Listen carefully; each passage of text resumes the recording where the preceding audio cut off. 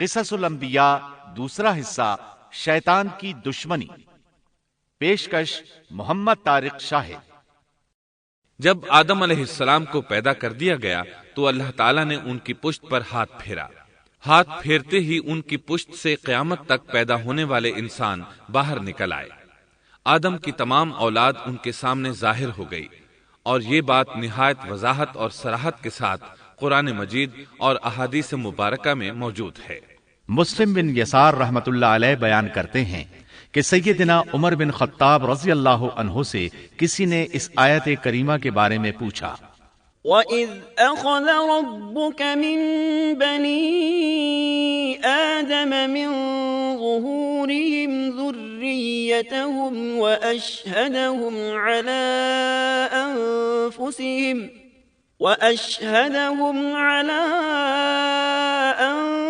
أَنفُسِهِمْ أَلَسْتُ بِرَبِّكُمْ قَالُوا بَلَىٰ شَهِدْنَا أَن تَقُولُوا يَوْمَ الْقِيَامَةِ إِنَّا كُنَّا عَنْ هَٰذَا غَافِلِينَ۔ اور جب آپ کے رب نے اولاد آدم کی پشت سے ان کی اولاد کو نکالا اور ان سے انہی کے بارے میں اقرار لیا کہ کیا میں تمہارا رب نہیں، سب نے جواب دیا ہاں کیوں نہیں، ہم سب گواہ بنتے ہیں، تاکہ تم لوگ قیامت کے روز یوں نہ کہو ہم تو اس سے محض بے خبر تھے۔ او تقولوا انما اشرك آباؤنا من قبل وكنا ذرية من بعدهم افتهلكنا بما فعل المبطلون۔ یا یوں کہو کہ پہلے پہلے شرک تو ہمارے بڑوں نے کیا اور ہم ان کے بعد ان کی نسل میں ہوئے، لہذا کیا تو ان غلط راہ والوں کے فعل پر ہمیں ہلاکت میں ڈالے گا؟ سیدنا عمر رضی اللہ عنہ نے اس شخص کے سوال کے جواب میں فرمایا، میں نے سنا ہے کہ رسول اللہ صلی اللہ علیہ وسلم فرما رہے تھے، ان اللہ خلق آدم ثم مسح ظہرہ بیمینہ فاستخرج منہ ذریة فقال خلقت هؤلاء للجنة وبعمل أهل الجنة يعملون، ثم مسح ظهره فاستخرج منه ذرية فقال خلقت هؤلاء للنار وبعمل أهل النار يعملون، فقال الرجل ففيما العمل يا رسول الله؟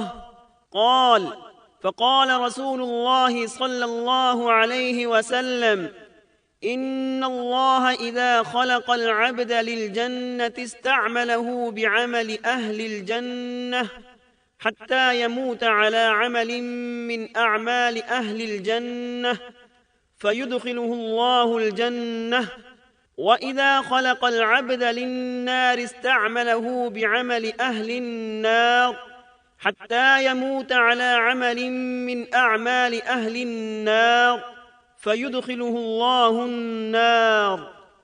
اللہ نے آدم علیہ السلام کو پیدا کیا، پھر اپنے دائیں ہاتھ کو اس کی پشت پر پھیرا اور اس سے نسل انسانی کو باہر نکالا اور ان کی طرف اشارہ کر کے فرمایا، میں نے انہیں جنت کے لیے پیدا کیا ہے اور یہ جنت والوں کے اعمال کریں گے۔ پھر اپنے ہاتھ کو دوبارہ آدم علیہ السلام کی پشت پر پھیرا اور اس سے نسل انسانی کو باہر نکالا اور ان کی طرف اشارہ کر کے فرمایا، میں نے انہیں آگ کے لیے پیدا کیا ہے اور یہ آگ والوں کے اعمال کریں گے۔ اس پر ایک شخص نے نبی اکرم صلی اللہ علیہ وسلم سے سوال کیا، اے اللہ کے رسول صلی اللہ علیہ وسلم، تو پھر ہمارے اعمال کس حساب میں شمار ہوں گے؟ آپ نے جواب میں فرمایا، اللہ تعالیٰ جب کسی بندے کو جنت کے لیے پیدا کرتا ہے تو اس سے جنت والوں کے کام کرواتا ہے، حتیٰ کہ جنت والے اعمال میں سے ہی کسی عمل پر اس کا موت سے سامنا ہوتا ہے۔ اس وجہ سے اللہ اسے جنت میں داخل کرتا ہے، اور جب اللہ کسی بندے کو آگ کے لیے پیدا کرتا ہے تو اسے آگ والے اعمال پر لگا دیتا ہے، یہاں تک کہ وہ آگ والے اعمال میں سے کسی عمل پر مرتا ہے۔ اس کی وجہ سے اللہ اسے آگ میں داخل کر دیتا ہے۔ ہر شخص کے لیے اس کام میں آسانی پیدا کر دی جاتی ہے جس کے لیے وہ پیدا کیا گیا ہے۔ لیکن یہ بات ذہن میں ہر وقت موجود رہنی چاہیے کہ اللہ نے انسان کو اختیار دے رکھا ہے کہ وہ اپنی عقل اور فکر کی روشنی میں اللہ کے احکامات پر عمل پیرا ہو کر خود کو جنتی بنا لے، یا عقل کا درست استعمال نہ کرتے ہوئے شیطان کا پٹا گلے میں ڈال لے اور جہنم میں جگہ بنا لے۔ یہ تو اللہ نے انسان کو اختیار دے رکھا ہے، اس کی مرضی کہ جنت والے اعمال کرے یا جہنم والے۔ ہر انسان میں دونوں طرف جانے کی طاقت اور صلاحیت موجود ہے۔ اللہ نے انسان کو مجبور نہیں بنایا، البتہ ہر انسان کو جو بھی رویہ اختیار کرنا تھا اللہ کو اس کا علم تھا، اور اس کا علم برحق ہے، قطعی ہے، اس میں کوئی غلطی نہیں ہو سکتی، اس لیے اس نے اپنے علم کے مطابق تقدیر لکھ دی۔ اب ہم جو کچھ کرتے ہیں تقدیر سے مجبور ہو کر نہیں کرتے، بلکہ اپنے اختیار سے کرتے ہیں، اور چونکہ تقدیر بھی اللہ کے حکم سے لکھی گئی اس لیے اس میں بھی کوئی خطا واقع نہیں ہوتی۔ لہذا تقدیر کا یہ مطلب نہیں کہ انسان تقدیر کی بنا پر ہدایت ماننے یا نہ ماننے پر مجبور ہے، ایسی بات قطعاً نہیں۔ اور درست بات یہ ہے کہ تقدیر کا مسئلہ بہت زیادہ پیچیدہ ہے اور مشکل ترین مسائل میں سے ہے، یہاں اس کی تفصیل کا موقع نہیں۔ جب اللہ نے آدم علیہ السلام کو پیدا کر لیا اور اس میں اپنی روح پھونک دی تو فرشتوں کو حکم دیا کہ آدم کو سجدہ کریں۔ ابلیس ایک بہت نیک اور بزرگ جن تھا، اس نے کبھی اللہ کی نافرمانی نہیں کی تھی، اسی بنا پر وہ بلند مرتبہ پا کر فرشتوں میں شامل ہو چکا تھا، لیکن فرشتوں کی جنس سے قطعاً نہیں تھا۔ اللہ نے اسے اطاعت اور فرما برداری کا صلہ دیا تھا، اس کی عزت اور اکرام کرتے ہوئے آسمان میں بسایا تھا، لمحہ بھر کے لیے بھی اس نے اللہ کی نافرمانی نہیں کی تھی، اور پھر اللہ نے آدم کو سجدہ کرنے کا حکم دیا، اور اس حکم کے مخاطب فرشتے اور ابلیس تھے۔ صرف فرشتوں کے لیے یہ حکم نہیں تھا بلکہ ابلیس بھی اس حکم میں شامل تھا، کیونکہ اللہ تعالیٰ فرماتے ہیں وَلَقَدْ خَلَقْنَاكُمْ ثُمَّ صَوَّرْنَاكُمْ ثُمَّ قُلْنَا لِلْمَلَائِكَةِ اسْجُدُوا لِآدَمَ فَسَجَدُوا إِلَّا إِبْلِيسَ لَمْ يَكُنْ مِنَ السَّاجِدِينَ قَالَ مَا مَنَعَكَ أَلَّا تَسْجُدَ إِذْ أَمَرْتُكَ اور یقیناً ہم نے تمہیں پیدا کیا، پھر ہم ہی نے تمہاری صورت بنائی، پھر ہم نے فرشتوں سے کہا کہ آدم کو سجدہ کرو، تو سوائے ابلیس کے سبھی نے سجدہ کیا، وہ سجدہ کرنے والوں میں شامل نہ ہوا۔ اللہ تعالیٰ نے فرمایا، تجھے کس چیز نے سجدے سے روک دیا جبکہ میرا حکم تیرے لیے بھی تھا؟ تو اس سے ثابت ہوا اس حکم میں فرشتوں کے ساتھ ابلیس بھی شامل تھا، کیونکہ قرآن میں اذ امرتک کے الفاظ ہیں۔ اس کا مطلب ہے کہ میں نے تجھے حکم دیا تھا، اور پھر ابلیس نے جواب میں یہ نہیں کہا کہ تو نے تو مجھے حکم ہی نہیں دیا تھا، بلکہ اس نے سجدہ نہ کرنے کی وجہ یہ بتائی۔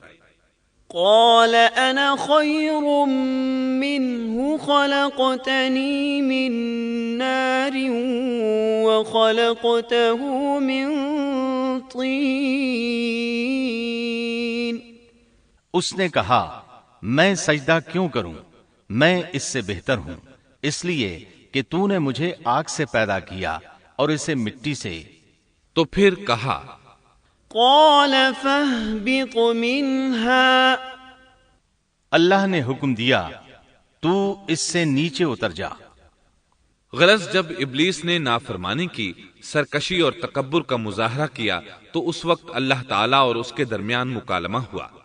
اللہ نے اس کی سرکشی دیکھ کر اسے سزا دیتے ہوئے فرمایا، قال فاهبط منها فما يكون لك أن تتكبر فيها فاخرج إنك من الصاغرين۔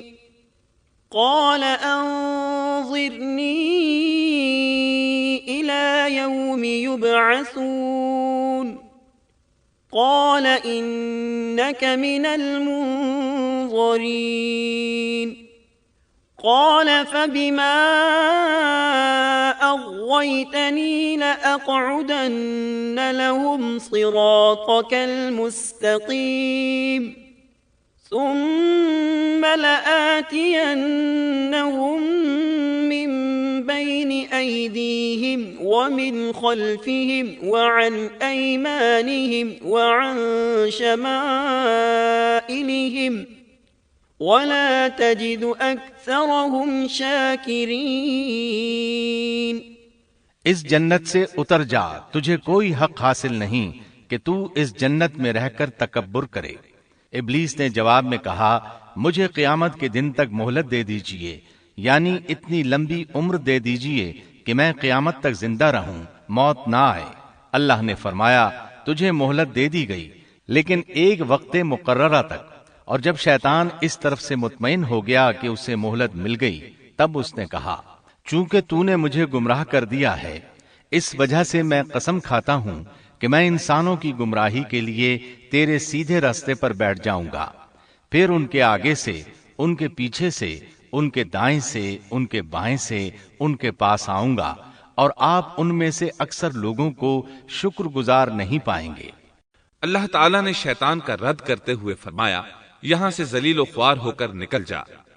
ان میں سے جو شخص بھی تیرا حکم مانے گا، میں ایسے تمام گمراہوں سے جہنم کو بھر دوں گا۔ جو انسان بھی تیرا پیروکار بنے گا، وہ جہنم کا مستحق اور حقدار ٹھہرے گا۔ قرآن مجید میں دوسرے مقامات پر بھی اس گفتگو کو نئے پیرائے میں دہرایا گیا ہے۔ مثلا اللہ نے فرمایا، وَلَقَدْ خَلَقْنَا الْإِنسَانَ مِنْ صَلْصَالٍ مِنْ حَمَإٍ مَسْنُونٍ وَالْجَانَّ خَلَقْنَاهُ مِنْ قَبْلُ مِنْ نَارِ السَّمُومِ وَإِذْ قَالَ رَبُّكَ لِلْمَلَائِكَةِ إِنِّي خَالِقٌ بَشَرًا مِّن صَلْصَالٍ مِّنْ حَمَإٍ مَّسْنُونٍ فَإِذَا سَوَّيْتُهُ وَنَفَخْتُ فِيهِ مِنْ رُوحِي فَقَعُوا لَهُ سَاجِدِينَ فسجد الملائكة كلهم أجمعون إلا إبليس أبى أن يكون مع الساجدين قال يا إبليس ما لك ألا تكون مع الساجدين قال لم أكن لأسجد لبشر خلقته من صلصال من حمأ مسنون قال فاخرج منها فإنك رجيم وَإِنَّ عَلَيْكَ اللَّعْنَةَ إِلَى يَوْمِ الدِّينِ۔ یقیناً ہم نے انسان کو کھنکھناتی مٹی سے پیدا فرمایا ہے جو کہ سڑے ہوئے گارے کی تھی، اور اس سے پہلے ہم نے جنات کو لو والی آگ سے پیدا کیا۔ اور جب تیرے پروردگار نے فرشتوں سے فرمایا میں انسان کو سیاہ بدبودار کھنکھناتی مٹی سے پیدا کرنے والا ہوں، جب میں اسے پورا بنا چکوں اور اس میں اپنی روح پھونک دوں تو تم سب اس کے لیے سجدے میں گر پڑنا۔ چنانچہ تمام فرشتوں نے سجدہ کیا سوائے ابلیس کے، اس نے سجدہ کرنے والوں میں شمولیت اختیار کرنے سے صاف انکار کر دیا۔ اللہ تعالیٰ نے فرمایا اے ابلیس تجھے کیا ہوا کہ تو سجدہ کرنے والوں میں شامل نہ ہوا؟ وہ بولا میں ایسے انسان کو سجدہ نہیں کر سکتا جسے تو نے سیاہ بدبودار کھنکھناتی مٹی سے پیدا کیا ہے۔ اللہ تعالیٰ نے فرمایا اب تو بہشت سے نکل جا کیونکہ تو مردود ہے اور تجھ پر قیامت کے دن تک میری پھٹکار ہے۔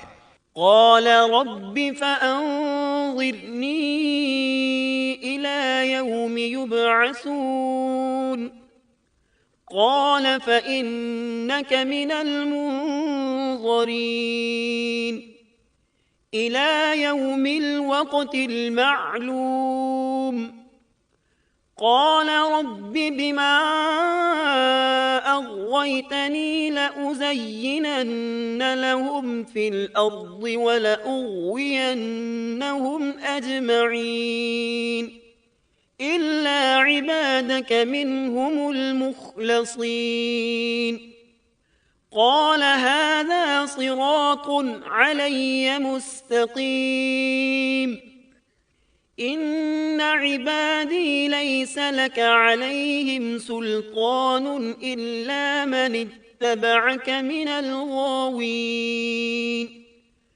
وإن جهنم لموعدهم أجمعين۔ کہنے لگا اے میرے رب مجھے اس دن تک مہلت دے دے جس دن کے لوگ دوبارہ زندہ کیے جائیں گے۔ اللہ نے فرمایا اچھا، اس مقررہ وقت کے دن تک تجھے مہلت دی گئی۔ کہنے لگا اے میرے رب چونکہ تو نے مجھے گمراہ کیا ہے، مجھے بھی قسم ہے کہ میں انسانوں کے لیے زمین میں گناہوں کو خوشنما بناؤں گا اور ان سب کو بہکا دوں گا سوائے ان کے جو تیرے منتخب اور مخلص بندے ہوں گے، وہ میرے بہکاوے میں نہیں آئیں گے۔ اللہ نے فرمایا ہاں، یہی مجھ تک پہنچنے کی سیدھی راہ ہے کہ مخلص بن جاؤ، میرے بندوں پر تجھے کوئی غلبہ نہیں ہوگا۔ البتہ جو گمراہ لوگ تیری پیروی کریں گے یقیناً ان کے وعدے کی جگہ جہنم ہے۔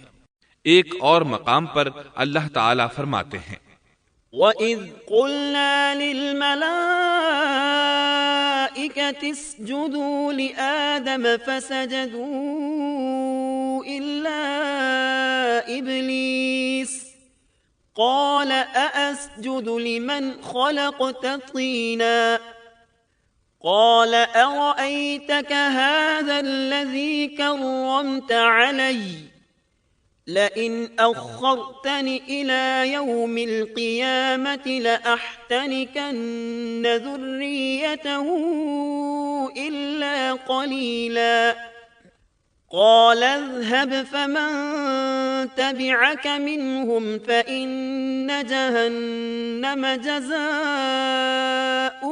جزاء موفورا۔ جب ہم نے فرشتوں کو حکم دیا کہ آدم کو سجدہ کرو تو ابلیس کے سوا سب نے سجدہ کیا۔ اس نے کہا کیا میں اسے سجدہ کروں جسے تو نے مٹی سے پیدا کیا ہے؟ اچھا دیکھ لے، اسے تو نے مجھ پر فضیلت دی ہے، اگر مجھے بھی تو نے قیامت تک ڈھیل دی تو میں سوائے چند لوگوں کے اس کی اولاد کو گمراہ کروں گا۔ اس پر اللہ نے فرمایا جا، ان میں سے جو بھی تیرا فرمانبردار ہو جائے گا تو تم سب کی سزا جہنم ہے جو پورا پورا بدلہ ہے۔